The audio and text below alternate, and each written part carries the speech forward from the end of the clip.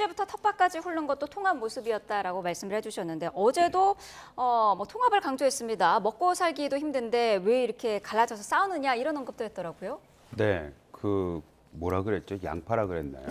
네. 네, 좌파, 우파, 무슨 파에서 양파다라고 얘기했는데 하여튼 이번에 그 이재명 후보의 그 행보를 보면 어떻게 해서든지 그 양쪽을 다 이렇게 그 섭렵하려는 네. 그런 노력은 많이 보여집니다. 근데 너무 과도한 것 같아요.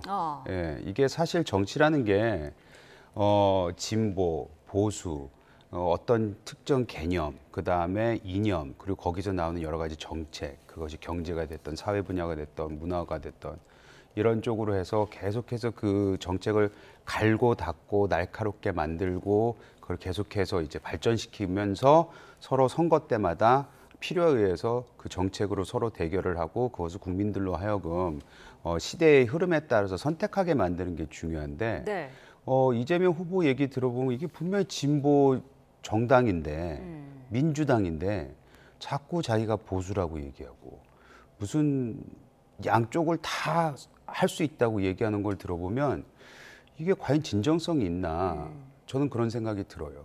이게 아까도 말씀드렸지만 본인이 지금까지 해왔던 수십 년간 해왔던 말과 행동에 전혀 어긋나는 거거든요. 그렇다면 결국에는 이번 선거에 이기기 위해서 이런 얘기를 하는 것이 아닌가라고 의심을 할 수밖에 없고 너무나도 사람이 바뀌어버리니까 그것 또한 유권자들이 처음에는 뭐 예를 들어서 국민의힘이 너무 못하고 있으니까 이재명의 저런 발언들이 뭐 들어왔을 수는 있으나 이제 선거 국면에서는 과연 저럴 수 있을까? 과연 그렇게 할까? 이게 결국에는 문재인 시즌2 되는 거 아니야? 라는 걱정도 하고 계시는 것 같아요. 네. 이재명 후보 어제 봤더니 방탄 유리막 안에서 유세를 했습니다. 그동안은 뭐 신변 안전 위협 뭐 이런 것 때문에 방탄 조끼는 입어왔었는데 방탄 유리는 노태우 전 대통령 이후 40년 만에 유세 현장에 등장한 거라고 하더라고요.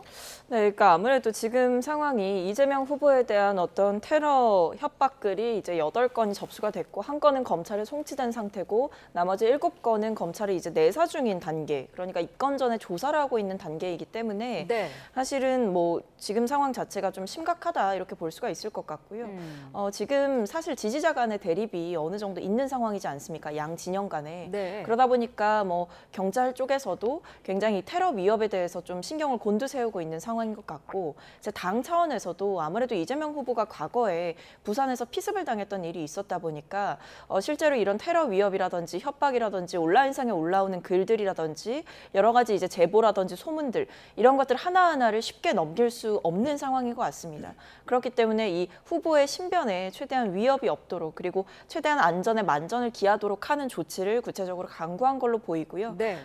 그러다 보니까 이재명 후보의 경호라든지 아니면 이런 방탄벽이라든지 유리라든지 이런 것들이 이제 도입되는 상황이 사실은 좀 안타까운 상황인 것 같습니다. 왜냐하면 이재명 후보 역시도 얼마나 이제 유권자들이랑 보다 가까운 거리에서 만나고 싶고 손을 맞잡고 싶고 이제 눈을 맞추는 것을 넘어서 어떤 일종의 스킨십들이 필요하다라는 생각을 분명히 할 텐데 네. 사실 저렇게 불가피하게 거리를 유지하거나 방어벽을 칠 수밖에 없는 현재의 상황 자체를 아마 후보가 가장 답답하고 안타까워하지 않을까라는 생각이 듭니다.